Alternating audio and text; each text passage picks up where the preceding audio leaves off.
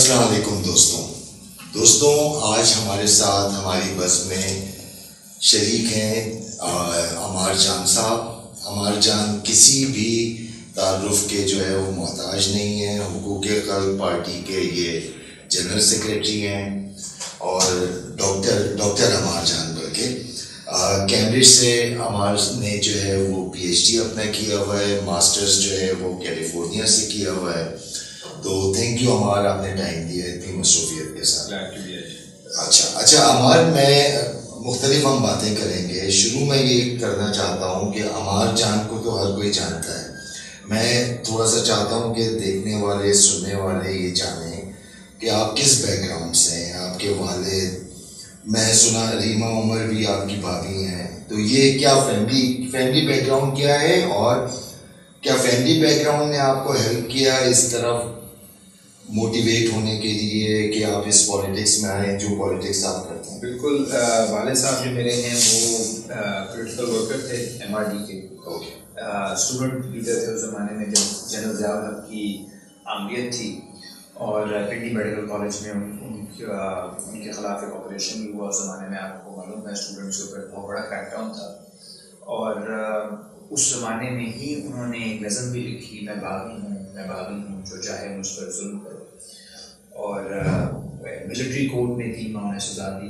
تو وہ جو ایک اتھارٹیرنزم کے خلاف, یہاں پہ فوجی عملیت کے خلاف جو بغاوت تھی, وہ تو ہمیں ورثے میں ملی. والدہ بھی میری ایک پولیٹیکلی ایکٹیو بھی خاتون تھی, وہ تو آج بھی ہمیں, کیونکہ اپنا ایک پورا کریئر ہے این جی او سے منسلک ہیں, لیکن ہمیں انہوں نے بہت سپورٹ کیا. تو والد کا نام ڈاکٹر خالد جاوید جان, ڈاکٹر شاعر بھی ہیں, ایکٹیوسٹ بھی تھے. اور والدہ شائستہ بلوچ جی. تو دونوں جو ہیں پھر بہت زیادہ پولیٹیکلی ایکٹیو نہیں رہے, پیپلز پارٹی میں رہے وہ اس کے بعد ایز اے سپورٹر. تو لیکن وہ جو ماضی تھا لیفٹ کا 21 کا, اس کی بھی ہم کہانیاں سنتے تھے. ساتھ ساتھ جو خود ان کی جو پالیٹکس اب تھی ہے جس پارٹی کو سپورٹ کر رہے تھے اس سے میں ایگری نہیں کرتا تھا. تو یہ ان کا ایک ڈیموکریٹک ایک رویہ تھا کہ انہوں نے مجھے اجازت دی کہ میں جو بھی کرنا چاہوں خود فیصلہ کروں اپنا. اور مجھے بہتر یہ لگا کہ جو 60 کی دہائی کے جو انقلابی تحریک تھی اس سے میں بہت متاثر تھا. 70-80 میں بھی جس طرح لوگوں نے سوشلزم کے نام پہ صرف پاکستان کے اندر نہیں پوری دنیا میں جو لڑائیاں لڑیں, اس میں مجھے بہت دلچسپی ہوئی. اسی وجہ سے پھر میں ہسٹری میں چلا گیا, اور جو میرا پی ایچ ڈی بھی ہے وہ ہسٹری میں ہے, اور لیفٹ کے اوپر, بر صغیر کے لیفٹ کے اوپر, کانگریس تحریک کے اوپر میں نے اپنا پی ایچ ڈی بھی کیا. تو اس وجہ سے بس آپ سمجھیں مل ملا کے اب یہاں پہ. تو ہمارے سبلنگس کتنے ہیں؟ آپ کے بھائی کی میں نے بات کی. بھائی میرا جی وہ بھی پی ایچ ڈی ہے ماشاء اللہ, آکسفورڈ سے اکانومسٹ ہے. اور بھائی کا کیا نام ہے؟ ڈاکٹر محمد علی جان. اور بھابھی میری ریما عمر ہیں, وہ بھی بڑی ایکٹیو پبلک فگر ہیں. بہن میری نایاب گوہر جان, وہ بھی ایکٹیو ہیں عورتوں کے حقوق میں. تو ہر کوئی ماشاء اللہ اپنی جگہ کنٹریبیوٹ کر رہا ہے. کچھ ہم سب کے آپس کی جو لائنز ہیں, پولیٹیکل لائنز, وہ کچھ ملتی بھی ہیں, کچھ مختلف بھی ہیں, جیسے گھروں میں ہوتا ہے. لیکن وہ ایک ڈیموکریٹک ماحول میں یہ کوئی اتنی بڑی بات نہیں ہوتی کہ میں اس بات کو سمجھ سکتا ہوں, یہ جو بات آپ نے کی. اچھا ہمارے ایک اور بات مجھے بتائیں کہ پاکستان جیسے معاشرے میں ہم رہتے ہیں, اور آپ ایک استاد بحیثیت استاد, اور استاد کے ساتھ ساتھ سیاسی کارکن, سیاسی سوچ رکھنے والا, اور ہمیں پتہ ہے کہ آپ کہنا عجیب سا لگتا ہے مگر آپ کو آپ کی نوکری سے نکالا گیا. یہی اصل بات تو یہی ہے, ایک استاد کے لیے یہ کہنا بھی برا لگتا ہے. تو یہ کیسا ہے, یہاں رہتے ہوئے سیاسی کام آدمی کر سکتا ہے؟ کس طرح, کیا مشکلات آپ کو پیش آتی ہیں؟ دیکھیے پیش آئیں اور پیش آتی ہیں. جب میں پی ایچ ڈی کر رہا تھا اس وقت میں نے فیصلہ کیا تھا کہ میں نے پاکستان واپس جانا ہے. تو اکثر لوگ پاکستان نہیں واپس جاتے, اور پاکستان واپس جا کے بھی میرا فیصلہ تھا کہ میں نے پبلک سیکٹر میں پڑھانا ہے. کیونکہ بہت سارے ہمارے جو دوست, حتیٰ کہ لیفٹ کے جو دوست تھے جو پی ایچ ڈی کر رہے تھے لیفٹ کی موومنٹس پہ, وہ آ جا کے اینڈ میں غلام حبیب یونیورسٹی آئی ہوئی ہے جو تھوڑی سی ایلیٹ یونیورسٹیز ہیں, وہ ادھر جاتے تھے. تنخواہ بھی زیادہ تھی, وہاں ماحول بھی تھوڑا سا کھلا ڈلا تھا. اس کی وجہ یہ ہے کیونکہ وہاں پہ آپ جتنی مرضی سخت بات کر لو اس کا اثر وہ نہیں پڑتا. تو پبلک سیکٹر سے ایک طرح سے انہوں نے جو کرٹیکل تھنکنگ تھی وہ 70 کی دہائی 80 کی دہائی کے بعد جب ضیاء الحق نے بہت سارے پروفیسران کو نکالا تھا، جس میں عمر اصغر بھی تھے، جس میں یہ اکمل حسین صاحب بھی تھے، کئی لوگوں کو نکالا، وہ ایک صفایا ہو گیا تھا. وہ پوری طرح سے وہاں پہ، میں یہ نہیں کہتا کہ قابل پروفیسر نہیں ہیں، ظاہر ہے جو لوگ جو کام کر رہے ہیں بہت قابل ہیں، لیکن نظریاتی طور پہ ترقی پسند جو پروفیسر ہیں ان کی تعداد کم ہو گئی. خصوصی طور پہ جو باہر سے پڑھ کے آتے تھے ان کی پہلی چوائس پنجاب یونیورسٹی یا گورنمنٹ کالج یا کراچی یونیورسٹی نہیں ہوتی. تو میں نے کہا یہ خلا پوری پر کرنی چاہیے، یہاں پہ اسٹوڈنٹس کو پڑھانا چاہیے. اور میرا بڑا اچھا وہاں پہ ایکسپیرینس بھی رہا. ایک تو اسٹوڈنٹ ظاہر ہے بہت دور دراز علاقوں سے آتے ہیں، کوئی وزیرستان کا اسٹوڈنٹ، کوئی پنجاب کے دیہاتوں کا، کوئی سندھ کے گوٹھوں کا، کوئی بلوچستان سے. تو ان کے ساتھ تھوڑی سی محنت زیادہ کرنی پڑتی ہے. وہ خود بھی بہت محنتی ہوتے ہیں، لیکن لینگویج کے بیریئرز ہیں، ٹریننگ کے بیریئرز ہیں. تو مجھے بڑا اچھا لگتا تھا کہ ان کے ساتھ ٹائم اسپینڈ کریں، ان کی آپ کیپیسٹیز بڑھائیں. اسی طرح وائس چانسلرس کے ساتھ گورنمنٹ کالج میں بھی، پنجاب یونیورسٹی میں بھی، ایف سی میں بھی مل کے میں پلان یہ کر رہا تھا کہ ہم اسٹوڈنٹس کو باہر بھیجیں. تو بہت سارے میرے اسٹوڈنٹس ہیں وہ الحمدللہ کوئی پی ایچ ڈی کر رہا ہے، کوئی ایم فل کر رہا ہے، کچھ سی ایس ایس کر کے ایسٹر بن گئی ہے. تو مقصد یہ نہیں تھا کہ ان کو بس انہیں نعرے بازی کروانی ہے لیفٹ کی ہے اس طرح، وہ بھی ایک ان کے حقوق کی بات کرنا وہ بھی اس کا حصہ تھا. ساتھ ساتھ ان کو وہ بھی ہم علم دے رہے تھے جس سے وہ کل کو ایک اسٹیبل زندگی گزار سکیں. لیکن ایشو یہ ہے کہ نہ وائس چانسلرز یونیورسٹی سے آ رہے ہوتے ہیں نہ ایڈمنسٹریشنس. جیسے ہی میں نے اخباروں میں لکھنا شروع کیا، میں نے تھوڑا سا اپنا پوائنٹ آف ویو دینا شروع کیا. میں انسپائرڈ تھا، چومسکی ہیں اور اس طرح کے بڑے بڑے پروفیسرز ہیں. تو جو جونیئر ہوتا ہے وہ سینئرس کو دیکھ کے انسپائر ہوتا ہے. جس طرح وہ پبلک انٹلیکچوئل ہے، وہ میں اگر ہسٹری پڑھی ہے، سوشل سائنس پڑھی ہے، سماج کے اوپر تھوڑی سی تحقیق کی ہے، تو میری ذمہ داری بنتی ہے کہ میں کہیں ظلم دیکھوں اس کے خلاف آواز اٹھائیں. اور اسی کی سزا یہ ملی کہ ایجنسیاں آ گئیں، سیکورٹی ادارے آ گئے یونیورسٹیز کے اندر. میرے بارے میں انکوائری انہوں نے کرنا شروع کر دیا کیوں ہے. ایک یہ الزام تھا کہ اتنی بڑی یونیورسٹی کیمبرج سے پڑھ کے یہ گورنمنٹ کالج میں کیا کر رہا ہے. خیر اپنے ملک سے لوگ، اور اس تنخواہ میں کیا کر رہا ہے. لیکن اپنے ملک سے محبت یا اپنے نوجوانوں سے محبت آپ کو لگ رہا ہے جرم ہے. یعنی آپ کو یہ لگتا ہے کہ آپ کے اپنے اسٹوڈنٹس اس قابل ہی نہیں کہ اگر کوئی آیا ہے تو ضرور کسی سازش کے تحت آیا ہوگا. کوئی ایف آئی آر کریں، کوئی کیس کریں، کوئی بتائیں مجھے کہ ایشو کیا ہے. وہ تو کچھ تھا نہیں. تو لیکن یہ تھا کہ ظاہر جہاں ظلم ہوتا تھا میں آواز اٹھاتا تھا. اور ایک میں سمجھتا ہوں ذمہ داری ہونی چاہیے اساتذہ کی کہ وہ آواز اٹھائیں. صرف اساتذہ کی نہیں، ایک شہری کی ہونی چاہیے کہ اگر کسی کے ساتھ کوئی زیادتی ہوئی ہے تو وہ کسی ایک شخص کے ساتھ زیادتی نہیں ہوئی، وہ میرے ساتھ زیادتی ہوئی ہے. کیونکہ جس قانون کے تحت اس کو تحفظ حاصل ہے، جب اس کی نفی ہوتی ہے تو صرف اس شخص کی نفی ہوتی، میری نفی بھی ہوتی ہے کہ میرا تحفظ بھی ختم ہو گیا، اس اصول جو ہے اس کی نفی ہو گئی. تو اس سلسلے میں مجھے پہلے دھمکیاں بھی آئیں، پھر بیچ میں انہوں نے بات کی کہ جی را ایجنٹ ہے یا یہ ہے، تو پھر وہ آپ کی نااہلی ہے نا کہ آپ کو ثبوت نہیں دے پائے. جی اور یقین کریں جو ان کے پاس پروف تھا وہ یہ تھا کہ ادھر پڑھا رہا کیوں. میں نے کہا اسی لیے پھر کوئی نہیں پڑھاتا پنجاب یونیورسٹی. اس کا مطلب آپ تو کہہ رہے ہیں کوئی باہر سے پڑھ کے اچھی جگہ سے کبھی بھی واپس نہ آئے. اور پھر آخری جو چیز تھی اس میں یہ تھا کہ جب اسٹوڈنٹ مارچ ہوا 2019 کا، وہ بہت سارے میرے اسٹوڈنٹس تھے جن کو میں نے پڑھایا، تو وہ لیڈرشپ انہوں نے دی تھی اور الزام میرے پہ لگا دیا، میرے پہ بغاوت کا پرچہ کر دیا. حالانکہ وہ اسٹوڈنٹ یونینس کی بات اور جو بنیادی جمہوری حقوق کی بات تھی اس میں تو ایسی کوئی بات نہیں تھی جس کے اوپر آپ کو کہیں فلانا سا ملک ٹوٹنے والا ہے.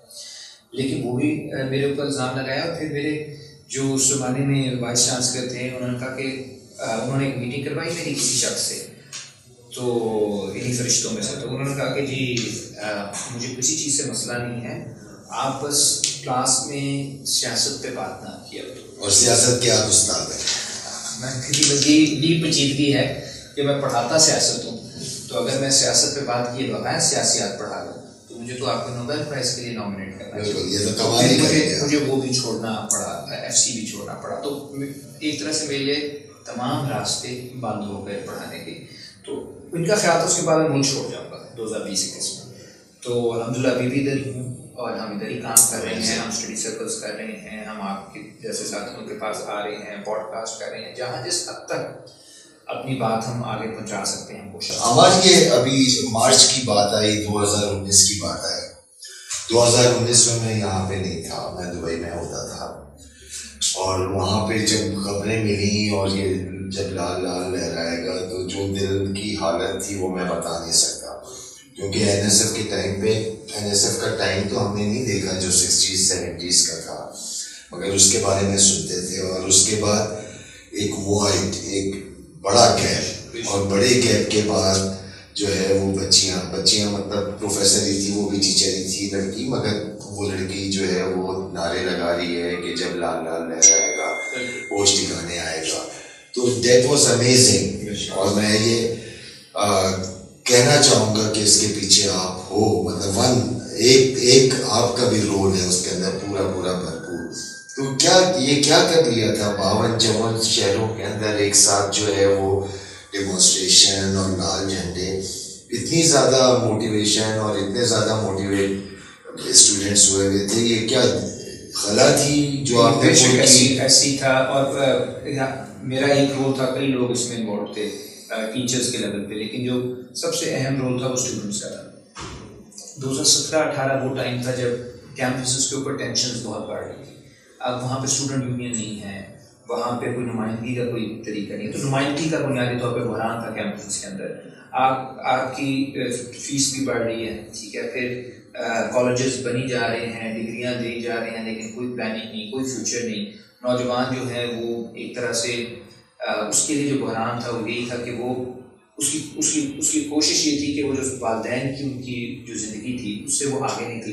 مثال طور پہ کوئی ڈرائیور ہے, اس کا بیٹا جو ہے بیٹی ہے وہ پنجاب یونیورسٹی پڑھ رہے ہیں, وہ گورنمنٹ کالج تک پہنچ گیا, تو اب اگلا اسٹیج ہونا چاہیے کہ اس زندگی میں بہتر کچھ کرے, لیکن نوکریاں نہیں تھیں, اکانومی جو ہے وہ کلیپس کر رہی تھی, کنیکشنز نہیں تھے ان کے اس طرح کے جو لمس کے اسٹوڈنٹس کی مثال کے طور پہ ہوتے ہیں. تو اب آپ ماضی کے بھی نہیں رہے, آپ فیوچر بھی آپ کو نہیں ویلکم کر رہا, تو فرسٹریشن تھی وہ بڑھ رہی تھی. اب اس فرسٹریشن کا جو واحد جواب تھا ریاست کے پاس وہ تھا ٹیررزم, اینٹی ٹیرر چارجز.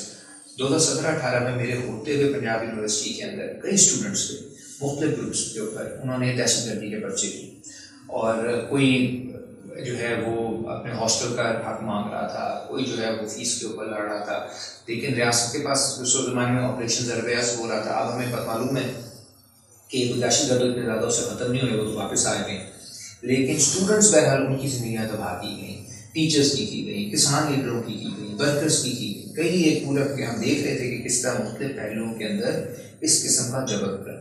تو میں اس پہ بولتا تھا, میں سپورٹ کرتا تھا. اسٹوڈنٹ میرا ایک اسٹوڈنٹ ہے, میں یہ کہہ سکتا ہوں کہ غلط اس نے کیا یہ چیز, ٹھیک ہے, اس کا ایک طریقہ کار ہمارے پاس ہے, وہ آپ اس سے کمیٹی بٹھاتے ہو. دہشت گرد تو نہیں ہے وہ, دیکھیں نا آپ, یعنی آپ کس قسم کی ایسکلیشن کر رہے ہیں, کیونکہ اگر آپ ایسکلیشن اس طرح کی کریں گے تو پھر رد عمل بھی آئے گا. وہ بھی آپ انہیں ایک میسج دے رہے ہیں کہ آپ کے پاس آواز اٹھانے کا کوئی ایونیو بچا نہیں, پھر لڑائی جھگڑا بنے گا. تو اس دوران 2017-18 میں ہم نے اسٹڈی سرکلس یہ بہت زیادہ, بہت اسٹوڈنٹس جو تھے اس میں تنگ تھے, اور مجھے یاد ہے ناصر باغ کے اندر ہم نے شروع کیا, جو لاہور کا بڑا مشہور ہے ناصر باغ مال روڈ پہ, اور یقین کریں شروع ہم نے 10-15 اسٹوڈنٹ سے کیا. کرتے کرتے ایک وقت آیا کہ وہاں پہ 250-300 اسٹوڈنٹس آ رہے تھے ہیگل پہ لیکچر کے لیے, اور اس طرح کے تاریخ کے اوپر لیکچر. تو اتنے اسٹوڈنٹس میری کلاس میں ٹائم پہ نہیں آتے تھے جتنا باہر اسٹڈی. جی, تو اس کا مطلب وہ ظاہر ایسا نہیں تھا کہ میں لیکچر باہر زیادہ اچھا دے رہا تھا اور کلاس میں بھی. ایشو یہ تھا کہ لوگوں کے اندر ایک تڑپ تھی, ان کے کچھ سوال تھے جن کے جواب انہیں کیمپس پہ نہیں مل رہے تھے, تو باہر کیمپس میں انہوں نے آرگنائز کرنا شروع کیا. کرتے کرتے کچھ اسٹوڈنٹس نے جب ان کے آپس میں رشتے بننا شروع ہوئے, میٹنگس ملاقاتیں کی, ایونٹس پہ ان کا کہ آپ بلوچ ہو, آپ پشتون ہو, آپ پنجابی ہو, آپ کشمیری ہو, چھوٹی چھوٹی اسٹوڈنٹ آرگنائزیشن ہر جگہ تھی. انہوں نے ایک میٹنگ بلا کے اسٹوڈنٹس نے غالباً ستمبر-اکتوبر 2019 میں لاہور میں میٹنگ کی, جس میں پورے پاکستان سے نمائندگی تھی, اور ایک اسٹوڈنٹ ایکشن کمیٹی بنائی جس میں انہوں نے طے کیا کہ ہم ہر شہر میں ایک مظاہرہ کریں گے. وہ مظاہرے کے لیے کیمپین چل رہی تھی. اس کیمپین کے سلسلے میں یہ سارے اسٹوڈنٹس گئے فیض فیسٹیول جو لاہور میں ہوتا ہے, اور وہاں پہ انہوں نے پورے دن نعرے بازی کی, اور وہ نعرے بازی کی ایک کلپ جس میں ٹرائبل حیدر بٹ تھے, رضا گیلانی, زاہد ہمارے دوست تھے, کئی اور اس میں حسنین تھے, مزمل ایک ہمارے بہت بڑے ہیں لیڈر. وہ سارے جو ہیں وہ آپ کو اس ویڈیو میں نظر آئیں گے, اور وہ ویڈیو جو ہے وہ کروڑوں لوگوں تک پہنچی ایسے. اور وہاں سے وہ 10 دن پہلے تھی ریلی سے, تو ایک اسپارک بنا. اچھا یہی وہ ٹائم ہے جب آرمی ایکٹ ہوا تھا پارلیمنٹ کے اندر, تو جو اپوزیشن تھی اس نے ایک طرح سے سرنڈر کر دیا تھا. یعنی اس وقت اپوزیشن پیپلز پارٹی اور پی ٹی آئی کا دور تھا, تو ایک خلا تھی کہ کون پر کرے گا. تو لوگوں نے اسٹوڈنٹس کی طرح دیکھنا شروع کیا, اور پھر آپ نے دیکھا کہ ریلیز پورے ملک میں ہوئیں, بہت بڑے پیمانے پہ اسٹوڈنٹس آئے. لیکن میں ادھر یہ بات بھی ایڈ کر دوں کہ اس کے فوراً بعد ایک بہت خوفناک کریک ڈاؤن ہوا جس کو جنرل فیض نے خود پرسنلی مانیٹر کیا. اس میں ہمارے لڑکے کو 2-3 لڑکوں کو اٹھایا, سیڈیشن کیسز ہوئے, بغاوت کے پرچے ہوئے, میرے پہ بھی ڈال دیا جس طرح نے کہا, اور بھی لوگ نوکریوں سے نکالا گیا, بچیوں کے گھروں میں فون کر کے دھمکیاں دی گئی. تو وہ ابھی اتنی میچورٹی نہیں تھی اس موومنٹ کی کہ اس کو سہ سکتی اس لیول کے کریک ڈاؤن کو. لیکن لوگ موبلائز, وہ جو پورا ایک شروع ہوا تھا جس میں کہتا ہوں ایک چنگاری تھی, وہ ابھی بھی جو آپ کو لاہور کی میں کچھ سول سوسائٹی نظر آتی ہے نوجوانوں کی, یا کراچی میں نظر آتی ہے دیگر جگہوں پہ, وہ 2019 کے ہی ٹرین ہے. اچھا, ہمارا سیاست کے استاد ہیں, اور یہ ہم نے مارچ کے اوپر بات کی, یہ والا 2019 کے اندر جو اویکننگ تھی ہمارے اسٹوڈنٹس میں, مگر اس کے بعد بیٹھ گیا, یہ ساری موومنٹ بیٹھ گئی, جس ہائپ کے ساتھ یہ اٹھی تھی وہ بیٹھ گئی. اچھا صرف یہی بات نہیں ہے, اگر آپ وال اسٹریٹ دیکھیں, وال اسٹریٹ کیا لگ رہا تھا کہ یہ ہونے کیا جا رہا ہے. مطلب ایک چنگاری اٹھی, ایک شعلہ نظر آیا, پوری دنیا نے دیکھا اور وہ بیٹھ گیا. عرب اسپرنگ دیکھ لیجیے, مطلب عرب اسپرنگ پور چیزیں تو اتھل پتھل ہوئیں, مگر اس کا نتیجہ کچھ بھی نہیں نکلا. یا ایون نیپال آپ دیکھ لیجیے, سری لنکا آپ دیکھ لیجیے, ابھی بنگلہ دیش آپ دیکھ لیجیے. تو یہ جو نتیجہ نہیں نکلتا, اس کی کیا وجہ آپ سمجھتے ہو کہ بے نتیجہ چیز ہو جاتی ہے, فرسٹریشن ہوتی ہے, لوگ آ جاتے ہیں, اس کی کیا وجہ آپ سمجھتے ہیں؟ دیکھیں, یہ جو ساری موومنٹس جن کا آپ ذکر کر رہے ہیں, میں نہیں سمجھتا کہ یہ اپنے آپ میں کوئی انقلاب تھا. نہ آکیپائی وال اسٹریٹ, نہ عرب اسپرنگ, اور 2019 کی جو اسٹوڈنٹ تھا مارچ, وہ انقلاب نہیں تھا. جو انقلابی تحریک, آپ ہمارے سینئر ہیں, آپ بہتر سمجھتے ہیں کہ جو انقلابی جدوجہد ہے وہ ایک آرگنائز جدوجہد تھی, وہ کوئی صرف چنگاری نہیں تھی. چنگاری تو ہر وقت کچھ نہ کچھ, آج کل بھی جو کراچی میں بچہ گرا ہے وہ بھی ایک چنگاری ہے. اس سے پہلے کنال والا ایشو بھی چنگاری تھا, 27 ترمیم میں چنگاریاں تو ہر وقت ہو رہی ہوتی ہیں, چیزیں وائرل بھی ہر وقت ہو رہی ہوتی ہیں. لیکن انقلاب کے لیے آپ کو منظم جدوجہد چاہیے, اور منظم جدوجہد جو ہے اس کے اندر آپ کو ایک نظریاتی ٹیم چاہیے ہوتی ہے, نظریاتی ایک بیس جسے ہم کیڈر کہتے ہیں سوشلزم کے اندر, اور اس کا مقصد واضح ہونا چاہیے کہ ہم چاہتے کیا ہیں. آکوپائی جو ہے وہ یہ بتا سکتا تھا کہ اسے کیا نہیں چاہیے, وہ یہ اس پہ کوئی اتفاق نہیں تھا کہ ہم چاہتے کیا ہیں. So from negation to affirmation, کہ آپ کس چیز کے خلاف لڑ رہے ہو پتہ ہے, لیکن کس چیز کے لیے لڑ رہے ہو یہ انکلیئر ہے. یہ ہمارے دور کا, ہمارے عہد کا ایک پرابلم ہے. خصوصی طور پہ جب سوویت یونین ٹوٹا ہے تو یہ کوئی بھی کھل کے نہیں کہتا کہ وہ کس چیز کے لیے لڑ رہا ہے. یہ ضرور ہے کہ ظلم کے خلاف لڑ رہے ہیں, ظاہر ہے وہ تو وہ بات سمجھ آتی ہے, لیکن ہم اس نظام کے لیے لڑ رہے ہیں. یہ آپ کو رائٹ کے اندر زیادہ کلیئر نظر آئے گا, ہمیں شریعت چاہیے, خلافت چاہیے. یہ وہ لیفٹ والے بہت ڈیفینسو پہ چلے گئے, انہوں نے کہنا چھوڑ دیا کہ ہم سوشلزم کے لیے لڑ رہے ہیں, اور یہ ہمارے نزدیک سوشلزم کا ایک ماڈل ہو سکتا ہے. پرفیکٹ نہ ہو لیکن یہ ایک ماڈل. تو بس ایک پھر ہوائی بات ہوتی ہے, اور جب وہ سوشل میڈیا ایک ایشو سے دوسرے ایشو پہ چلا جاتا ہے تو وہ ہوا نکل جاتی ہے. دوسرا جو ذرا مخصوص میں اگر بات کر لوں اس پہ اسٹوڈنٹس والے معاملے پہ, ایک میں نے آپ کو بتایا کہ کریک ڈاؤن ہوا, اتنے منظم نہیں تھے نوجوان کہ اس کریک ڈاؤن کا مقابلہ کر سکتے. دوسرا اس میں یہ ہوا کہ دسمبر میں, یعنی یہ مارچ ہوا 29 نومبر کو, تو دسمبر آپ سمجھ لیں, فروری مارچ میں کووڈ کی وجہ سے سارے یونیورسٹیز بند ہو گئی. اچھا 2 سال یونیورسٹی تھی, تو وہ سارے جو لیڈرشپ تھی وہ بھی یعنی چلی گئی, پاس آؤٹ ہو گئی اس میں سے. اس کے باوجود نوجوان جو ہیں ان کا تھوڑا بہت گروپس آج بھی موجود ہیں مختلف کیمپسز پہ, ادھر ادھر کبھی کبھی لڑائی ہوتی ہے, لیکن وہ جو گیپ تھا وہ بھی بہت امپورٹنٹ تھا. پھر ہمارا بہت سارا جو, اور آپ بھی نہیں رہے ہو یونیورسٹی, میں بھی یونیورسٹی میں نہیں دیکھا, لیکن میں ان کے ساتھ ظاہر رابطے میں تھا. لیکن جب آپ اس اسٹیج پہ, تو کیمپسز نہ ہوں آپ کے پاس جہاں سے لوگوں نے آنا ہے. دوسرا یہ ہے کہ آپ کو بہت سارا ٹائم اس پہ لگ رہا ہو کہ آپ کو نوجوان کو بچانا ہے. صحیح, ٹھیک ہے, تو آپ کی انرجی جو ہے وہ ڈیفینسو ہو رہی ہوتی ہے. تو اس سے ہمیں جو سبق سیکھنے کی ضرورت ہے, اس ساری پچھلی دہائی سے میرا خیال سے پاکستان کے ایکسپیرینس میں جو آپ نے دیگر بھی ممالک کا بولا, وہ یہ ہے کہ جب تک پالیٹکس جو ہے وہ اس کے اندر یہ عنصر نہیں آتا کہ آپ آرگنائزڈ, آپ یعنی آپ منظم ہوں, آپ اپنے اہداف کا تعین کریں, وہ کبھی بھی صرف نیگیٹو نہیں ہو سکتے. یہ اٹس ناٹ انف ٹو سے نو ٹو دا سسٹم. وہ ایک یعنی شروعات ہے. جو منظم کرتا ہے انسانوں کو, وہ یہ اس کا تعین اس بات سے ہوتا ہے کہ آپ جانا کدھر چاہتے ہو. کدھر نہیں جانا چاہتے یہ تو ٹھیک ہے, لیکن آپ تنظیم میں تب ہو جب آپ کو معلوم ہے کہ یہ ہمارا راستہ ہے, یہ ہماری منزل ہے. اس کے اوپر بحث کرنے کی ضرورت ہے. وہ بحث ہو رہی ہے معاشرے میں, اور جو نیکسٹ راؤنڈ آف اسٹرگلز ہوگا میرے خیال میں, جو ہو سکتا ہے 5 سال بعد ہو, 10 سال بعد ہو, 15 سال بعد ہو, عالمی لیول پہ, اللہ کرے اس سے زیادہ جلدی ہو, وہ ہوگا پھر سے سوشلزم اور کیپٹلزم. اور وہ آپ کو نیو یارک کے الیکشنز میں تھوڑا بہت نظر آ گیا ہے, وہ آپ کو لاطینی امریکہ میں نظر آ رہا ہے, وہ آپ کو چین اور اس کا امریکہ کی لڑائی میں نظر آ رہا ہے. گلوبلی دنیا جو ہے وہ ڈیوائیڈڈ ہے, اور یہ ڈویژن زیادہ بڑھے گی.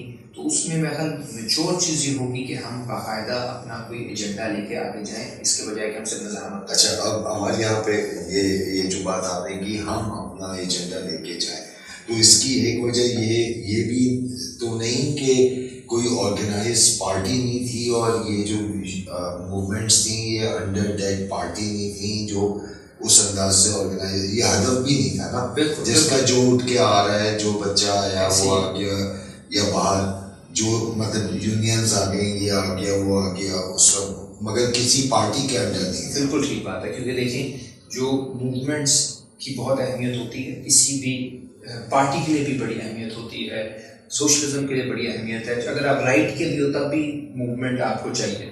لیکن ہماری بدقسمتی, ہمارے پورے عہد کی بدقسمتی, میں یہ کہہ رہا ہوں پاکستان کی, وہ یہ ہے کہ موومنٹس بہت تیز تھیں اور پارٹیاں سنبھالنے والا پارٹی نہیں تھی.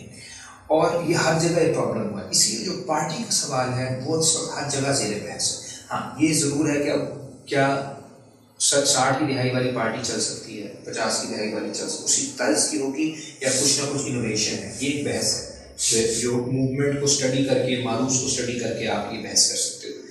لیکن یہ جو ایک خیال آج سامنے آیا اور ایک تصور کو خاص طرح سے پش بھی کیا گیا, میں سمجھتا ہوں پورا عالمی ایجنڈا تھا اس کے پیچھے, کہ جی پارٹی لیس موومنٹس ہوئی, ٹھیک ہے جی, بس آپ نے وہ جو ہے وہ اگر سرمایہ دار یا سرمایہ داری نظام اپنا دشمن خود تخلیق کرنا چاہنا کہ مجھے کس قسم کا دشمن چاہیے, تو اس قسم کا دشمن ہونا چاہیے جو کہ سارے غصے کو نکال بھی دے, اس کا سین بھی نکل ہے, لیکن کچھ اس سے کوئی لڑائی ہو بھی. یہ اس طرح کہ آپ ایک فوج حملہ کر دے اور آپ کے پاس واحد یہ ہو کہ ہم ایک دن کا بڑا مظاہرہ کریں گے, کہ اب فوج آ رہی ہے, آپ کے ملک پہ حملہ کر رہی ہے, آپ کے معاشرے پہ قبضہ کرنے لگی ہے, اور ایک دن مظاہرہ آپ کرو گے, سارا پورا شہر باہر آ جائے گا, لیکن اس کے بعد واپس چلے جائیں گے اور آپ جنگ تو ہار جاؤ گے, کیونکہ جنگ لڑنے کے لیے آپ کو اپنی فوج چاہیے, اور وہ فوج بے شک تھوڑے لوگ ہوں لیکن وہ کمیٹیڈ ہونے چاہیے, ان کا مقصد کلیئر ہونا چاہیے, ان کے پاس بھی ہتھیار ہونے چاہیے.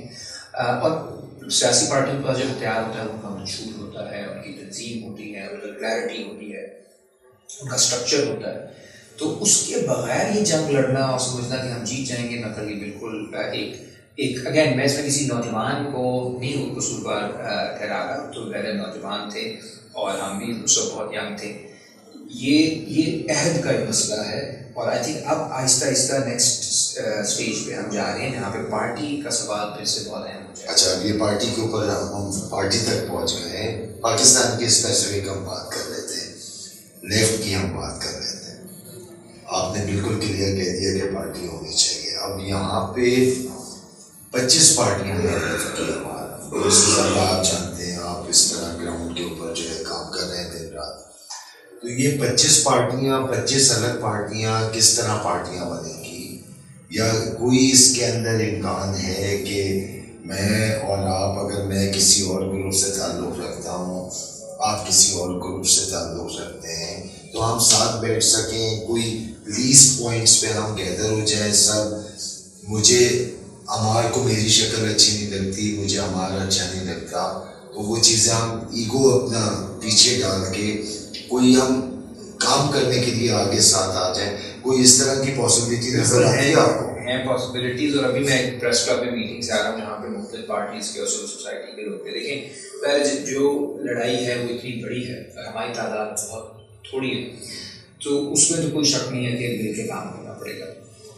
اس میں اگر ایک اضافہ کر دوں کہ اگر مل کے بھی ہم کام کریں گے تبھی ابھی ہم بہت آگے نہیں جا سکتے. یہ بھی ہمیں کلیئرٹی آج بھی میٹنگ میں بھی میں نے یہ کہا تھا کہ لیکن سب سے پاپولر فگر تو بہرحال ہمیں اچھا لگے نہ لگے عمران خان ہے. ابھی بھی بہرحال پالیٹکس میں ہمارے وہی ہے، لیکن بندے نہیں نکال پا رہے ابھی. ٹھیک ہے، 2 سال سے زیادہ ہو گئے ہیں، تو ایک جمود ہے معاشرے کے. ہمیں جو ہمارا اوور آل ایک فریم ورک ہونا چاہیے، وہ یہ ہونا چاہیے کہ ہم نے وہ ڈیموکریٹک اسٹرکچر کیسے بنانا ہے، وہ انفراسٹرکچر معاشرے میں کیسے بنانا ہے جو زیادہ ختم کر دیا. ٹریڈ یونینز ہیں نہیں، نہ ہونے کے برابر ہے. 1% ورکر یونینائزڈ ہے، اسٹوڈنٹ یونینز ہیں نہیں، وہ واپس ری ڈیولپ ہو رہا ہے. کسان کمیٹیاں اس طرح کی موجود ہیں نہیں، عورتوں کی بڑی تحریکیں موجود نہیں ہیں، مائنورٹیز کی بڑی تحریکیں موجود نہیں ہیں. ایسے میں اگر ہم 10 پارٹیاں بھی مل جائیں تو آپس میں ہم ملیں گے، کیونکہ وائڈر عوام کے اندر اس کی بحث شاید نہ بنے. سو کوشش ہماری یہ ہے، جو ہم بھی جس تنظیم میں ہیں پولیٹیکل پارٹی میں، ہم اپنے آپ کو فائنل پارٹی نہیں سمجھتے. ایسے نہیں ہے کہ یہ اب فائنل پارٹی. ایونچولی پاکستان کے اندر خلا بڑھتی رہے گی کیونکہ جو بڑی سیاسی پارٹیاں ہیں وہ نمائندگی نہیں کر پا رہی. تو یہاں پہ کوئی نہ کوئی آپشنز آپ کو نظر آئیں گے. جیسے کنال موومنٹ کے اندر آپ نے دیکھا ایک دم سے ویکیوم بنا، بہت لوگ نکلے. ہمارے اپنے دوست ہیں اخبار کی بھٹو جونیئر، انہوں نے بھی بہت نام کمایا. آپ کو عامر نواز بڑائی چک ہیں، وکیل ہیں، ان کا بھی بہت نام بنا. تو اس طرح کہیں نہ کہیں اسپیس بنتا ہے. یہ اسپیس اگر ہم اپنے آئیڈیاز سامنے رکھیں، یہ سارا اسپیس آپ دیکھیے گا بہت جلد، اور ابھی بھی میں آپ کو بتا سکتا ہوں کہ بحث شروع ہو چکی ہے. یہ سارے اسپیس کے اندر بحث ہو رہی ہے، اور مزید شدت اختیار کرے گی کہ ہم ایک پارٹی کی طرف جائیں، بڑی پارٹی کی طرف جائیں، میس پارٹی. جیسے ابھی انگلینڈ میں کوشش کر رہے ہیں لوور پارٹی کے نام سے وہ کر رہے ہیں. دیگر ممالک میں اس طرح ہوا ہے. فرانس میں مینن شو ایک لیڈر ہے، ان کے ارد گرد فرانس آفسمیز کے نام سے پارٹی بنی ہے. زنان کا بھی ہم نے پورا معاملہ دیکھا ہے. دیگر تو یہ والے سوال اب جو ہم سے ینگ لوگ ہیں وہ ان میں تو بہت زیادہ ہی بحث ہے. سو آئی تھنک ہمیں اس کے لیے مینٹلی تیار رہنا چاہیے، اور اس کے لیے پریکٹیکلی بھی اس کی پریکٹیکل تیاری کرنی چاہیے. پریکٹیکل تیاری کا مطلب آپ کیڈرز ہم بڑھا رہے ہوں، ہم یونینسٹ بڑھا رہے ہوں، ٹریڈ یونین کے لوگ، ہم آپ کے جو ہمارے کسانوں میں کام ہے پنجاب میں، ہم اس کو زیادہ منظم کر رہے ہوں. کیونکہ جب ایک میس فنڈ بنے اس کے اندر اگر آپ نے اس کو سوشلسٹ اورینٹیشن پہ رکھنا ہے تو آپ کا ایک اسٹرانگ وہاں پہ پریزنس ہو. لیکن بہرحال پالیٹکس ایونچولی میس ہی ہوتی ہے. اگر آپ کے ساتھ میسز نہیں ہیں اور آپ نے اپنے آپ کو پارٹی ڈکلیئر کیا ہے، پھر ظاہر ہے آپ نے آپس میں دوستوں سے ہی آپ بات کر رہے ہو، ایک دوسرے سے بات کر رہے ہو. تو میس کے اندر ڈینجر ہمیشہ یہ ہوتا ہے کہ ایشوز ڈائلیوٹ ہوتے ہیں آئیڈیالوجیکل، ٹھیک ہے، لیکن اس کا اسٹرینتھ یہ ہوتی ہے کہ وہیں پہ ہسٹری بنتی ہے. Mrs make history. پارٹیز جو ہیں وہ ہر اول دستہ بن سکتی ہیں لیکن وہ میسز کو ریپلیس نہیں کر سکتی. They are the vanguard of the masses. یہ امپورٹنٹ ہے یاد رکھنا. میسز اگر نہیں آئیں گے ایکٹیویٹی کے اندر تو پھر ہم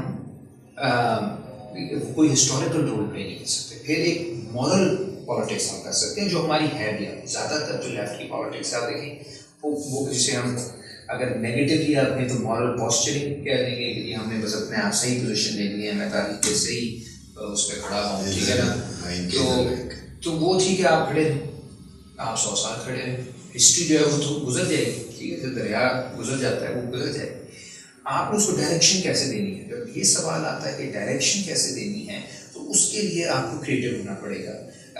لینن سے ہم سیکھتے ہیں، کوئی بھی بڑا پولیٹیکل لیڈر پوری ہسٹری میں جس نے پالیٹکس کے اندر کوئی ہلچل مچائی ہو, تاریخ کی رخ جو ہے اس کا تعین کیا, وہ شخص جو ہے وہ لکیر کا فقیر نہیں ہو سکتا, وہ فارمولاز کے ساتھ نہیں چل سکتا, اس کو اپنے اصولوں کے ساتھ ساتھ ایک جسے کہتے ہیں firm on principles and flexible on tactics. Tactical آپ کو فلیکسیبلٹی چاہیے اور ساتھ ساتھ آپ گول وہی رہنا چاہیے, اسٹریٹجی بدلتی رہے. اور اس کے مقصد اس فلیکسیبلٹی کا یہ ہوتا ہے کہ maximum number of people should be on your side. جتنے لوگ آپ جوڑ سکو, جو ماؤ بھی کہتا تھا کہ آپ نے بنیادی طور پہ اپنا فرنٹ جو ہے پاپولر فرنٹ, اس کو آپ نے جتنا بڑا آپ کر سکتے ہو آپ نے کرنا ہے, تاکہ آپ آئسولیٹ کرو ریئیکشنریز کو.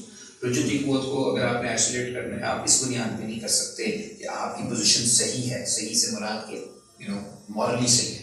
آپ اس بنیاد پہ کر سکتے ہو کہ آپ کی پوزیشن جو ہے وہ سب سے زیادہ بڑی تعداد کے لوگوں کو ایک پروگریسو ایشو کے اوپر جوڑ سکتے. عمر بھائی اچھا زبردست گپ شپ ہماری لگی. ایک اور آن اے لائٹر نوٹ, مجھے ایک وہ میں نے آپ کو بھی فارورڈ کر دیا تھا واٹس ایپ, مجھے ایک میرے امریکہ سے دوست نے نیو یارک میں ہوتا ہے, اس نے مجھے ایک بھیجا, اور آپ کی تصویر میری تصویر ایک سوشل میڈیا پہ اس نے دیکھا ہوگا کہ اس سے پتہ چلا کہ ہمارے سے دوستی ہے, NY پوسٹ. تو یہ تو آپ نے نیو یارک کے اندر میئر جتوا دیا ممدانی کو.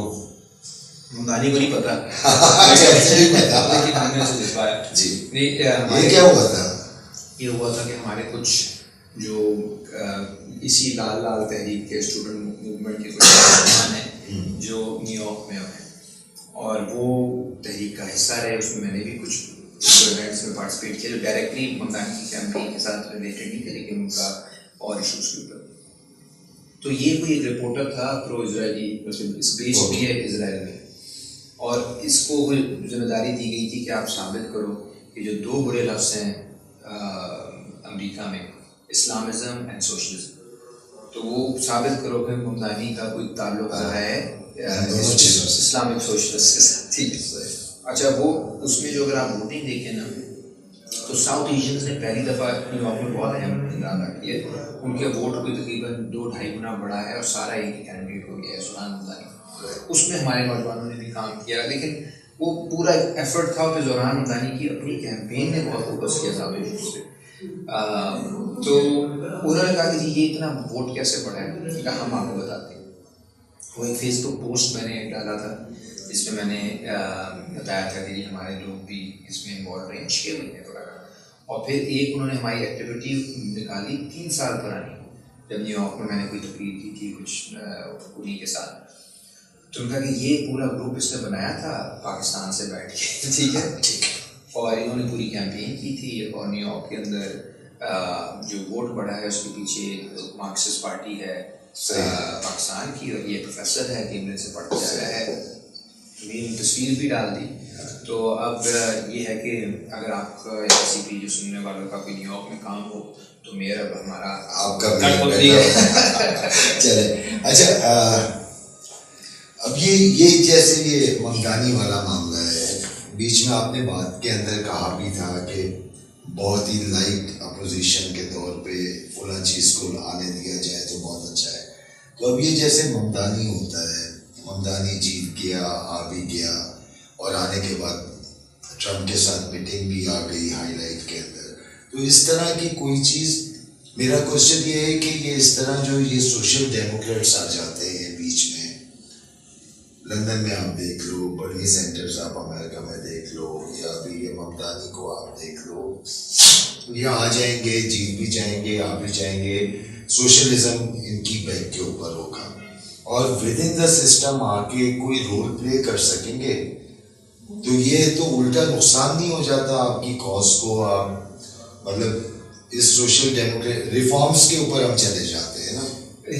اگر تو بہت بڑی ایک سوشل تحریک ہو کسی ملک میں, اس کے مقابلے میں ایک سوشل ڈیموکریٹک لیڈر آئے اور ان کا آپس میں تضاد ہو, تو وہ ایک مقابلہ آپ سمجھے مقابلہ بھی ہوتا ہے. اور سوشل ڈیموکریٹ جو ہے وہ ایک طرح سے سوشلسٹوں کے خلاف کام کر رہا ہوتا ہے. یہ آپ نے جرمنی میں بھی 1910 میں روزا لگزمبرگ کو مروانے والے سوشل ڈیموکریٹ, پوری تاریخ ہے ان کی تاریخ.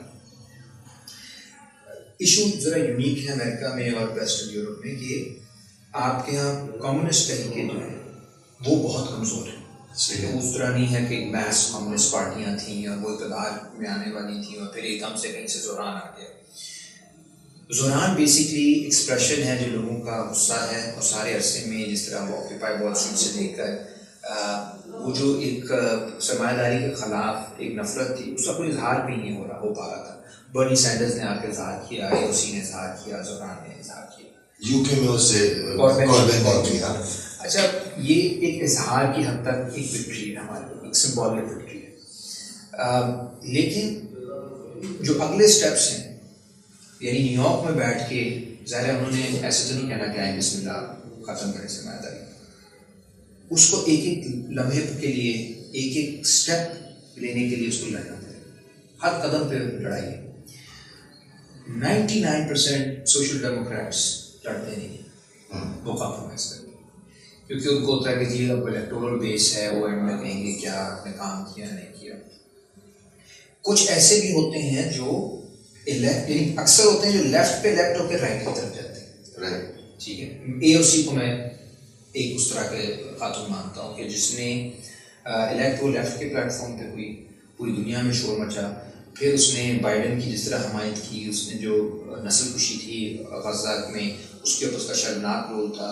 اس نے کھل کے کہیں پہ بھی فلسطین کے حق میں نہیں بولا. تھوڑا بہت نسل کشی کے خلاف، لیکن نسل کشی کا بھی لفظ کو استعمال نہیں کرتی تھی کافی عرصے تک، اس نے نہیں کیا، جینوسائیڈ کبھی نہیں کیا. تو یہ سارا معاملات تھے، تو وہ رائٹ کی طرف گئی. ایسے کئی اور مثالیں ہیں ماضی کے اندر.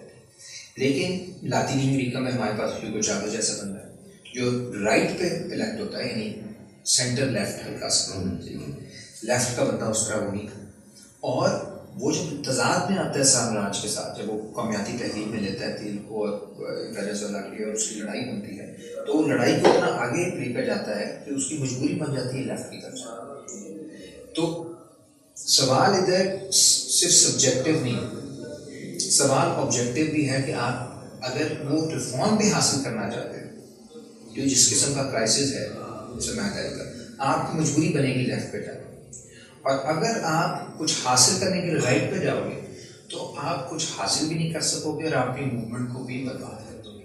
سو جو جس کنڈیشن میں دوران اگر تو اس نے میری تاریخ میں تو بڑا رول ادا کرنا ہے، جس کو جو ابھی اس کے پہ پوٹینشیل لوگوں کو نظر آ رہا ہے، اس کو مسلسل لڑائی میں لا کے جانا پڑے گا. اس کے لیے اس کو کیا کرنا پڑے گا؟ عوام کو موبلائز کرنا پڑے گا. عوام کے پاس جائے، جو ہیوگو چاویز کر رہا تھا، جو بولیویا میں ایگو مورالس کر رہا تھا، جو چلے میں آیندے نے کرنے کی کوشش کی، جو کیرلا میں کمیونسٹوں نے کی. یعنی آپ لوگوں کو موبلائز کرو جب آپ کے اوپر سینٹر کی طرف سے اٹیک.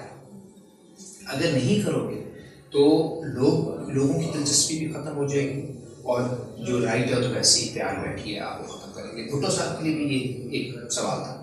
ٹھیک ہے، وہ لیفٹ کی طرف بھی جا سکتے تھے، رائٹ کی طرف بھی جا سکتے تھے. بھٹو میں تو سین ہی چینج ہو گیا نا، جو یہ فال آف آپ کا ایسٹ پاکستان ہوا، بنگلہ دیش بنا، تو بھٹو اپوزیشن میں بیٹھنا تھا اس کو، اور اپوزیشن سے ایبسلوٹ پاور میں آ گیا تو پھر اس کو ضرورت ہی نہیں تھی. وہ بھی ایک ایشو تھا. پھر اس کے بعد یہ کہ اور بھی کئی ایشوز تھے، لیکن 77 کے بعد مثال کے طور پہ اگر بھٹو صاحب واپس آ جاتے تو جو رائٹ تھی وہ تو اس نے تو فیصلہ کیا ہوتا کہ اب قتل کر اس کے نیچے کچھ نہیں ہوگا.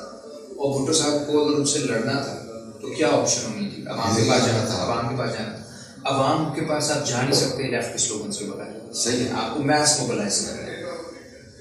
تو یہ اکثر جو آپ کو تھرڈ ورلڈ کے لیڈرز نظر آتے ہیں جو ہمیں 50, 60, 70s میں اسٹریٹجی کے خلاف نہیں ہوں کہ آپ اسٹارٹ سینٹر لیفٹ سے کرو، یعنی میس فرنٹ بنانا ہے. ماؤ کا بھی یہی تھا کہ جی آپ گورن سینٹر لیفٹ سے کرو. اس کی بڑی ایک اچھی وہ ہے کوٹ کہ govern from the centre left, mobilise the far left, neutralise the far right. ٹھیک ہے، تو آپ نے بیسکلی میکسیمم کولیشن بنانے کے لیے جو آپ کا بیک بون ہوگی، جو موبلائز کرے گا وہ آپ کا لیڈر کرے گا، جو لڑے گا، جو سپورٹ دے گا، ٹیسٹ سپورٹ دے گا، وہ پورا لیفٹ ٹو رائٹ سینٹر. اور جو بہت شدید خلاف ہوگا وہ ایکسٹریم رائٹ ہوگا، جو آپ کو قتل کرنے کے لیے جائے گا. اور میں اس کو بار بار قتل کا لفظ استعمال کر رہا ہوں کہ انقلابیوں کو قتل ہی کیا گیا. اگر وہ معاملہ آپ نہیں کرو گے، اگر آپ کوشش کرو گے کہ گورن کرو فرام سینٹر رائٹ، اور فار لیفٹ کو آپ نیوٹرلائز کر دو تو پھر آپ یا بالکل ان کی طرح ہو جاؤ یا رائٹ کی طرح کیا وہ آپ کو ختم کر دیں گے. سو آئی تھنک ممدانی نے کرائسس پیدا کر دی ہے سسٹم میں, لیکن اس سے زیادہ بھی کچھ نہیں. اچھا یہ ممدانی کا تو ہمارا دیکھنا ہے, مگر اب جیسے کیرالہ کی آپ نے بات کی نا, سالوں سال سے وہاں پہ حکومت ہے کمیونسٹ پارٹی مارکسسٹ کی انڈیا کے اندر, اور اگر وہ ڈلیور نہیں کر پا رہی ہے, آپ سمجھو میری بات, مطلب وہ جو ڈلیور کرنا تھا وہ تو ڈلیور نہیں ہوا نا, تو اس کو کہاں تک مطلب کتنے سال دیکھیں گے وہ. کیرلا تو اس وقت ہندوستان کا پہلا صوبہ ہے جس نے غربت ختم کر دی. نہیں مگر اس کے اندر پھر الیکشنز میں برا بھی کرتی ہے وہ پارٹی. نہیں کیرلا میں تو وہ جیت رہے ہیں, بنگال میں ہارے. سو کیرلا میں تو ان کی خاصیت یہ ہے بنگال کے مقابلے میں کہ انہوں نے کیرلا کے اندر جو سوشل ریفارمز ہیں بڑی ڈیپ کی سی پی ایم, جس کی وجہ سے جو وہاں پہ کیونکہ کیرلا بہت cost divided society, low cost بہت زیادہ, اور یعنی لوگ سامنے سے گزر نہیں سکتے تھے. اس سوسائٹی میں انہوں نے 100% لٹریسی کر دی ہے, پاورٹی ختم کر دی ہے. پاورٹی ختم کرنا بہت بڑی, ابھی اس سال ختم ہوئی ہے, اگر اس سال سیلیبریشن ہو رہی ہے کہ وہ بر صغیر کا پہلا صوبہ بن گیا پورے بر صغیر جس کے اندر غربت ختم. سو انہوں نے اچیو کی ہے, بہت کچھ اچیو کیا ہے. جو پین انڈیا ان کی پالیٹکس رہی ہے اس میں انہوں نے بہت غلطیاں کی ہیں اسی پارٹی میں, جس کی وجہ سے وہ کر نہیں سکے. اب یہ یاد رکھیں کہ انڈیا کے اندر جو بڑی چینج آئی ہے پچھلے 30 سالوں میں وہ الیکشن کے ذریعے ہی آئی ہے, وہ آئی رائٹ کی طرف. جیسے وینیزویلا میں لیفٹ, وہ بھی الیکشن کے ذریعے آئی ہے, وہ لیفٹ کی طرف آئی ہے. اس کا مطلب مودی آپ کو بتا رہا ہے کہ ہو سکتا ہے, اس نے اسمیش کر دی ہے سارے انسٹیٹیوشنز رائٹ کے پرسپیکٹو تھرو الیکشن کی ہیں. لیکن اس نے کیونکہ وہ رائٹ کی جو خصوصیت ہے ہمارے دور میں جس سے ہمیں امپریس ہونا چاہیے ہیں, وہ ظالم جاہل وہ ساری چیزیں ان کے پرابلمس ہیں, لیکن وہ اس پہ کلیئر ہیں کہ انہوں نے اپنی ہر حالت میں اپنے اہداف حاصل کرنے. تو وہ آئیں گے, وہ اسی سسٹم کے اندر رہتے ہوئے بھی جو وہ موبلائزیشن کرتے ہیں, جس طرح سے وہ یعنی بابری مسجد سے لے کر اب تک انہوں نے جو کامن سینس ہے پالیٹکس کی وہ بی جے پی نے چینج کی, آر ایس ایس نے چینج کی.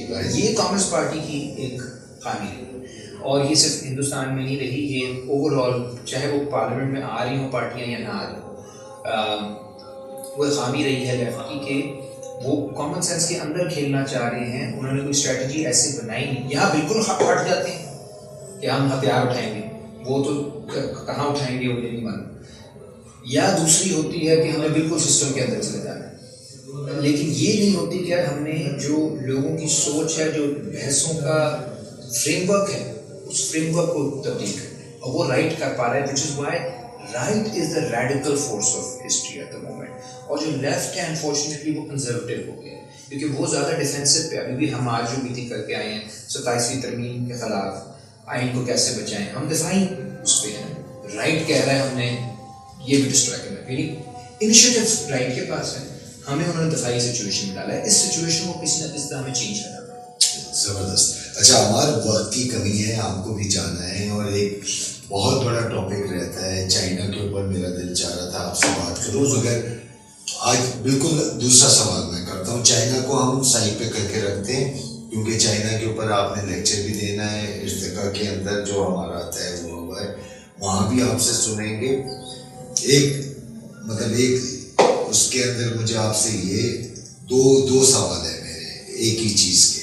ایک تو یہ کہ آپ چائنا کو سمجھتے ہیں کہ سوشلزم کی طرف وہ گامزن ہے, اس کا جواب مجھے ہاں اور نہ میں چاہیے, اس پہ ہم ڈیبیٹ نہیں کر رہے. نمبر 2 میں یہ کہتا ہوں کہ چائنا سوشلسٹ نہیں ہے, رائٹ, امپیریلسٹ ہے. جس طرح امریکہ ہے اسی طرح چائنا ہے. اگر میں یہ آپ تو مجھے یہ بتائیں میں اور آپ پھر کس طرح ساتھ ہم چل سکتے ہیں, یہ بہت امپورٹنٹ ہے. مطلب میں چائنا کو امپیریلسٹ سمجھوں, آپ چائنا کو سوشلسٹ سمجھو, مگر پھر بھی کوئی راستہ ہے کہ ہم مل کے بیٹھیں اور ہم ساتھ چلیں. بالکل. اور اس کا کیا ریلیونس ہے, بینگ کا پاکستانی کوئی ریلیونس ہے اس بات کی یا نہیں ہے؟ دیکھیے میں بالکل اس کو چائنا کو سمجھتا ہوں اس وقت وہ ایک فورس کو گڈ ہے, سوشلسٹ ہے, اور جو ان حالات میں جو ہو سکتا تھا وہ ہم نے لاسٹ ٹائم اس کے اوپر بات کی, اور پھر ہم تفصیل میں کبھی کریں گے. لیکن پالیٹکس کبھی بھی میکسیمل پوائنٹس پہ نہیں ہوتی. ایک تو ہے نا کہ اگر ہم ہر چیز پہ ایگری کرتے ہیں پھر تو ہمیں ایک پارٹی میں ہونا چاہیے. ٹھیک ہے, براڈ فرنٹ کا کیا مطلب ہے؟ جو سب نے بنایا, سب انقلابیوں نے بنایا, دلے نے بھی بنایا, ماؤ نے بھی بنایا, ہماری ساری کمیونسٹ تاریخ بھی بھری ہوئی ہے براڈ فرنٹ سے. Broad front tactics, popular front بھی کہتے تھے اسے, یونائٹڈ فرنٹ بھی کہتے تھے, مختلف. ٹیونیشیا میں پاپولر فرنٹ تھا, اس کو لیڈ کرتے تھے. بالکل. تو یہ اس میں کیا ہوتا ہے, اس میں یہ ہوتا ہے کہ ہمارے جو انالیسس ضروری نہیں 100% ہے, ٹھیک ہے, لیکن اگر اس چیز پہ ہم ایگریڈ ہیں کہ ملٹری کو پاکستانی پالیٹکس سے باہر کرنا ہے, اس پہ ہم ایگریڈ ہیں کہ ورکرس کو ہم نے ٹریڈ یونینز کو منظم بھی کرنا ہے, ان کے حقوق کا دفاع بھی کرنا ہے فیکٹری مالکان سے, اسٹوڈنٹ یونینز ہم نے بحال کروانی ہے, اسٹوڈنٹس کو ہم نے آرگنائز کرنا ہے, کسانوں کو ہم نے آرگنائز کرنا ہے. ان سارے ایشوز کے اوپر چین اور امریکہ کی لڑائی جو ہے وہ بے معنی ہو جاتی ہے. صرف یہ ہے کہ جہاں اگر ہم پاور میں آنے والی پوزیشن میں وہ پھر وہاں پہ سچویشن چل جاتی ہے, وہاں پہ پھر آپ کی ڈائیورجنس ہو جاتی ہے. اس لیے ہم ایک پارٹی میں اس میں رہنا مشکل ہے, کیونکہ آپ نے انلیس آپ کو اس کا فارمولا نکال سکیں نا کہ یہ منیمم پروگرام پاور میں آنے کے بعد ہوگا. کیونکہ حالات یہ ہیں کمان صاحب, اس وقت جو بھی حکومت آئے گی لیفٹ کی دنیا میں کہیں, لیفٹ کی کیا رائٹ کی بھی ہو, جیسے ایران کی گورنمنٹ ہے, ٹھیک ہے, جو امریکہ سے پنگا لے گی اس کے اوپر سینکشنز لگیں گی, ایسے ہی, ٹھیک ہے. اور اس وقت جو وینیزویلا کے خلاف یہ جنگ تقریباً کرنے والے ہیں, انہوں نے کیوبا کی اکانومی تباہ کی, وینیزویلا کی نکراگوا کی, ایران کی, روس کو گھیرے میں لیا, نارتھ کوریا کو لیا. پوری دنیا کے اندر کوئی بھی جو تھوڑی سی آواز اٹھاتا ہے یہ اس کے خلاف, جو CIA ہے, نیٹو ہے, IMF ہے, ورلڈ پہ پورا ایک آرکیٹیکچر ہے جو اس کو اس کا گلا گھونٹ دیتا ہے. اچھا, آپ کو جو آپشنس رہتی ہیں ملک کو چلانے کی, اب یانس وارفاکیس ایک سوشل ڈیموکریٹک ٹائپ ہوتا ہے, ٹھیک ہے, لیفٹ کا ہے, آپ جانتے ہیں جو گریس کا فارم منسٹر تھا, وہ کہتا تھا فائنانس منسٹر, وہ کہتا تھا جب میں حکومت میں تھا تو جب انہوں نے کہا کہ یورپین یونین ہمارے پیسے بند کر دے گی, CIA پیسے بند کر دے گی, کیونکہ آپ لیفٹ کی گورنمنٹ آ گئی ہے یونان میں, گریس میں, تو پھر کیا راستہ تھا, کہتے ہیں ایک ہی راستہ تھا کہ ہم روس اور چین کے پاس چلتے, ٹھیک ہے, اور کہیں سے ہمیں فائنانس نہیں ملنا, اور کہیں سے ہمیں ملٹری ایڈ نہیں ملنی, اور کہیں سے ہمیں ٹریڈ نہیں ملنی, ٹھیک ہے. تو ایسے میں ہمیں اس طرف جانا تھا, اور ہمیں اکانومی انٹرنلی پھر اس میں کیپٹل کنٹرول اور سختیاں لانی تھیں, کہ تو اور کوئی راستہ نہیں تھا. دوسرا راستہ یہ تھا کہ ہم بالکل بھوکے ننگے مار دیں اپنے عوام کو, کہ چلیں کچھ بھی نہیں چلے گا لیکن کربلا بنائیں گے اور ہم لیکن شہید ہوں گے. تیسرا تھا کہ ہم امریکہ کیمپ میں, یورپین کیمپ میں واپس چلے جائیں, جو اس کی پارٹی نے کیا جس کے خلاف اس نے استعفیٰ دیا. تو جو واحد آپشن موجود تھی وہ یہی تھی کہ آپ نے پھر کوئی آلٹرنیٹیو بلاک میں جانا ہے, چاہے آپ جو سوشلسٹ مانے یا نہ مانے. وہ روس کو تو کوئی سوشلسٹ کہتا, لیکن یونان کا مین جو اس کے لیے آپشن تھی, چین سے بھی زیادہ روس تھی, کیونکہ ساری جو انرجی نیڈس تھی ان کی وہ رشیا پوری کر سکتا تھا. تو یہ جو پریکٹیکل پالیٹکس کے اندر جو آپ کو پروگرام دینا ہے, جس کا آپ نے TV پہ جا کے دفاع کرنا ہے, کل کو مثال طور پہ آپ لاکھوں کروڑوں لوگوں سے مخاطب ہے, آپ اس پوزیشن میں آ گئے ہیں کہ آپ پاور میں آ سکتے ہیں, تو جو رائٹ ونگ کا پروپیگنڈا ہوگا کہ یہ تباہ کر دیں گے ملک کو, ان کو اکانومی نہیں چلانی آتی, پیسہ کہاں سے آئے گا, یہ لونز کہاں سے لیں گے, IMF چھوڑ جائے گی, اور IMF کا ہر دیکھنا گریس کے خلاف, وینیزویلا کے خلاف, باقی وہ تو روز رپورٹیں لکھتے ہیں کہ تباہ ملک. ابھی ہمارے یہاں ایک رپورٹ آ جاتی ہے IMF کی, لوگوں کو لگتا ہے کوئی الہام آیا, کوئی بہت بڑی حاصل ہو گئی, تو انہوں نے تو روز رپورٹیں لکھنی ہے کہ لیفٹ اگر پاور میں آ گئی تو تباہ ہو جائے گا. ہمارا پلان کیا ہوگا؟ ہمارا پلان کیا ہے؟ اب ہم ہمارے گاڑی چل رہے ہیں ایاز کے پاس, ایاز جی, تو ہمارا پلان یہی ہوگا کہ ہمیں متبادل دیکھنا پڑے گا, اور وہ چین کے علاوہ کوئی آپ کے پاس یعنی جو فائنینشیل آپشن بچے گی. سو اگر وہ لیکن امپیریلسٹ ہے مثال طور پر, مگر صرف ہمارے اس چیز آپ ویسے ہی بولیں کہ آپ کو کون روک رہے ہیں کہ امریکہ کے ساتھ نہیں, آپ UK کے ساتھ جا رہے ہیں, تو سوائن آپ کو اپنا من بچانے کے لیے کچھ بھی کرنا پڑے, مگر اس کے لیے یہ کہنے کی ضرورت تو نہیں ہے کہ فلاں جو ہے وہ کمیونسٹ ملک ہے یا سوشلسٹ ملک. صرف سوشلسٹ ملک پہ تو بحث ہو سکتی ہے سوشلسٹ ہے کہ نہیں, لیکن اگر وہ امپیریلسٹ ہے پھر تو آپ اس کے کیمپ میں نہیں جا سکتے نا, کیونکہ کیمپس میں یہ چیزیں ہو رہی ہیں. ایسے نہیں کہ آپ امریکہ سے لڑ لو گے تو ترکی آپ کو لے لے گا, جرمنی لے لے گا, وہ تو سارا نیٹو کا کیمپ ہے. ایسا کیمپ ہو انہوں نے یوکرین کے معاملے میں دو امپیریلسٹ کیمپ نہیں ہو سکتے الگ الگ, دو امپیریلسٹ پاورز نہیں لڑ سکتے. ہو سکتے ہیں لیکن آپ ایک کیمپ میں گھر چلے جاؤ, ٹھیک ہے نا, تو پھر آپ اسی کیمپ میں رہو. مثال کے طور پہ اگر تو اس کیمپ اور اس کیمپ میں فرق نہیں ہے, ٹھیک ہے, دو کیمپس ہیں, دونوں کی انٹر امپیریلسٹ رائیولری ہے. پھر میں یہ تو کہہ سکتا ہوں کہ ان کی کسی طرح تھوڑی دیر کے لیے استعمال کر کے ہم ان دونوں کو کنٹراڈکشنز ہیں. لیکن امپیریلزم کا مطلب کیا ہے؟ امپیریلزم کا مطلب ہے کہ وہ نچوڑ لیتا ہے امپائر آپ کے ریسورسز, جینوسائڈ کرتا ہے آپ کے ملکوں میں. آپ کے ملکوں میں P1 میں P2 P3 کہاں کھڑی ہو؟ سوری نہ لے سکے چابی تو یہ دے رہا ہے مجھے P3. کوئی نہیں لے سکے. تو میں کہہ رہا ہوں کہ وہ اگر آپ کو نچوڑ لیتا ہے معاشی طور پہ امپائر, وہ آپ کے رجیم چینج کرواتا ہے, وہ آپ کے وہاں جینوسائڈ کرواتا ہے, وہ آپ پہ سینکشنز لگاتا ہے. یعنی امپائر تو یہ ہوتا ہے نا, اس امپائر کے ساتھ آپ نے آپ کو اسٹیبل تو کر ہی نہیں سکتے. تو پھر اس کا مطلب ہے کہ لیفٹ جو گورنمنٹ ہوگی وہ پھر جو دوسرے لوگ کہتے ہیں کہ جی واقعی ہی ایک کرائسس کی گورنمنٹ ہوگی, وہ پھر صحیح کہتے ہیں. اس سے پھر بہتر ہے کہ آپ کے پاس ٹیکنوکریٹس ہوں جو IMF کو بھی جانتے ہیں, جن کی اچھی سلام دعا ہے, آپ ان سے بھی خراب کرو. یہ کم از کم آپ کو بچا تو لیتے ہیں نا, جس طرح سے بھی پیسہ دے دیتے ہیں. آپ وہ راستہ بھی بند کرو, ادھر آپ جو ہے آپ کہہ رہے ہو وہی لیول ہے ان کا بھی, تو پھر ایونچولی آپ کو ایک کلوزڈ اکانومی بنانی پڑے گی عجیب و غریب قسم کی, جو کہ جس کے لیے وہ عوامی رائے ہموار کرنا وہ بہت مشکل ہو جائے گا. آئسولیشن میں جانا, پورے خطے میں آئسولیشن میں جانا, کیونکہ سعودی سے بھی لڑیں نا, لڑائی تو پھر اس طرح کی ہونی چاہیے. وہ پھر ایک خاص طرح کی ٹروٹسکیائٹ پوزیشن آ جاتی ہے جس کے میں ذاتی طور پہ بڑا خلاف. وہ پھر ہے کہ ہر جگہ مسلسل اطلاع, وہ پھر وہ یہ ہے کہ اگر پاکستان میں آ جاتی ہے نا لیفٹی گورنمنٹ, اس کا ایک کام ہونا چاہیے کہ ایران میں بھی کریں ایکسپورٹ, افغانستان میں بھی کریں, انڈیا سے بھی پنگا کریں, سعودی بھی ایکسپورٹ کریں, اور پھر چین سے بھی پنگا کریں. تو اور اس کا نتیجہ کیا نکلے گا؟ اس کا نتیجہ نکلے گا کہ امریکہ سے آپ کی لڑائی اینڈ میں ہوگی. آپ کی لڑائی پہلے ایران سے ہوگی, چین سے ہوگی, انڈیا سے, آپ کے خطے میں بیٹھے ہوئے.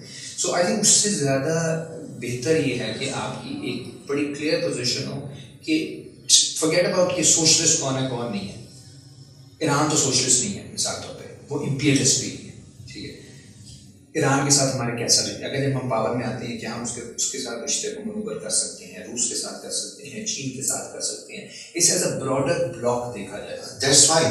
اب جیسے برک ہے, برک کو آپ کیا کہیں گے؟ برک جو بلاک بنا ہوا, وہ بلاک ہے, اور اس بلاک کے اندر بھی امریکن بلاک الگ ہے اور وہ برک اس کے سامنے ہی بن رہا ہے. اور وہ کرتا کیا ہے معروضی طور پہ, اگر آپ کو موقع مل رہا ہے, یعنی جو سوشلزم والی ہم بحث نہیں کر رہے ہیں, میں زیادہ بہتر ہے کیونکہ وہ پورا گھنٹہ یا 2 گھنٹے 3 گھنٹے بحث ہے, لیکن معروض کے اندر اگر ایک نیا امکان پیدا ہو اس کو ایکسپلائٹ کرنا چاہیے, اس کو کرنا چاہیے. اور وہ امکان اگر IMF کے مقابلے میں کوئی امکان بن رہا ہے تو یہ نیا بلاک بن رہا ہے.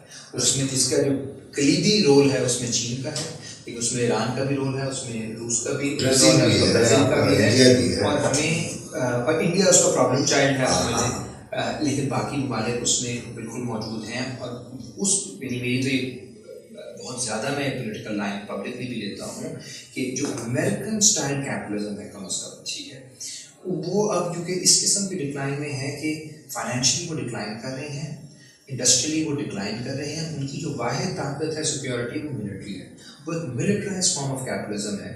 وہ جگہ جگہ جنگیں کر رہے ہیں, اور ابھی آپ نے مڈل ایسٹ میں دیکھا کہ پچھلے 20 سالوں میں عراق, لیبیا, شام, یمن, غزہ سب تباہ کر دیا. ادھر یمن کو تباہ, ادھر وینیزویلا کو تباہ کر دیا, ادھر کیوبا کو تباہ کر دیا, ادھر نکراگوا پہ پابندیاں لگا دی. ابھی ہندوراس کے اندر انہوں نے برائٹ کے بندہ الیکٹ کروا دیا ہے. اسی طرح چین کا بھی گھیراؤ کر رہے ہیں, ہر طرف سے کر رہے ہیں. اب باغرام واپس جانا چاہتے ہیں چین کے خلاف. یعنی ان کا ایک پورا ایک آرکیٹیکچر ہے انٹرنیشنل, جس میں ملٹری کے اوپر بھی ان کی اجارہ داری ہے, اور اس کے ساتھ ساتھ IMF ان کی, ورلڈ بینک ان کی, WTO ان کے پاس جو آرکیٹیکچر ہے لوگوں کو وہ کرنے کا, بلیک میل کرنے کا ممالک کو, وہ نہ روس کے پاس ہے, نہ چین کے پاس ہے, نہ کسی اور کے پاس ہے کہ آپ رجیم چینج کر دو, آپ سینکشنز لگا دو, آپ 800 تو ان کی ملٹری بیسز ہیں. چین کی 1 ہے, روس کی 2-4 ہے. یعنی کوئی مقابلہ ہی نہیں کہ کس لیول کا یہ بلا ہے امریکہ کا اور کتنی ڈسٹرکٹیو ہے. تو ان کی خواہش ہے کہ یہ بلی کر کے ملکوں کو پیچھے کریں. پیناما کو انہوں نے نکال دیا BRI سے, بلی کر کے نکالا. اور پاکستان کو بھی وہ فیوریٹ فیلڈ مارشل کی بات کر رہے ہیں, اسی بیس پہ کر رہے ہیں کہ ادھر کرٹیکل منرلس کا وہ سارا معاملہ کریں. اور وہ جہاں پہ بھی آئے گا, جو بھی ہماری دوسرے ممالک پہ تنقید ہو, اگر میں مثال چین سے زیادہ روس اور ایران بھی دیتا ہوں, وہ دونوں جو ہے اس پہ تو کوئی بحث نہیں ہے, نہ وہ خود اپنے آپ کو کہتے ہیں ہم لیفٹ ہیں. لیکن اگر امریکہ ہمیں ان کے خلاف استعمال کرنا چاہتا ہے تو اس میں نیوٹرلٹی سے بھی زیادہ بہتر پوزیشن ہے کہ آپ اپنے خطے کے ساتھ جاؤ. باقی چیزیں آپ چھوڑیں. پریکٹیکل پریگمیٹک پوزیشن از کہ آپ اپنے خطے کے اندر تعلقات بہتر کریں, آپ یہاں پہ ٹریڈ کریں, یہیں پہ آپ, کیونکہ آپ کے پاس جو وسائل ہیں وہ سارے اس خطے میں موجود ہیں. صحیح بات. ٹھیک ہے جی, آپ مڈل ایسٹ سے لے کر Far East, this is the richest part of the world. And اسی بیس پہ لوگ کہہ رہے ہیں کہ یہ ایشین سینچری کی طرف ہم جا رہے ہیں, کیونکہ امریکہ اور خصوصاً کا بھی یورپ, ان کے پاس وہ چیزیں نہیں ہیں جو یہاں, اسی لیے وہ آئے تھے کالونائز بھی انہوں نے اسی لیے کیا. تو اگر ہم ٹیکنالوجیکلی جو سب بریک تھروز آ رہے ہیں ایشیا کے اندر, اگر اس کو ہم منور کر سکیں اور ہم اپنے تعلقات بہتر کریں. اور پاکستان ایک سوشلزم کیا ہوگی پاکستان کے اندر, مثال طور پہ ایک طرف آپ نے ظاہر ہے امیر غریب کا فرق ختم کرنا ہے, دوسری طرف آپ نے اس معاشرے کو امیر کرنا ہے اوور آل, رائٹ. یہاں پہ بھوک کا رنگ ختم کرنی ہے, یعنی اس کی پروڈکٹیو کیپیسٹیز بڑھانی. تو آپ کو ایک ڈیولپمنٹل اسٹیٹ بننا پڑے گا جو کرائے کی جنگیں کرنے کو جائے. آپ نے انڈسٹری ڈیولپ کرنی ہے, ٹیکنالوجی ڈیولپ کرنی ہے, اس میں آپ کے پاس آپشنس کیا ہیں. IMF آپ کو انویسٹ کسی چیز پہ نہیں کرنے دیتا, ورلڈ بینک آپ کی پوری تاریخ ہے, WTO نے آپ کی انڈسٹریز تباہ کر دی ہیں.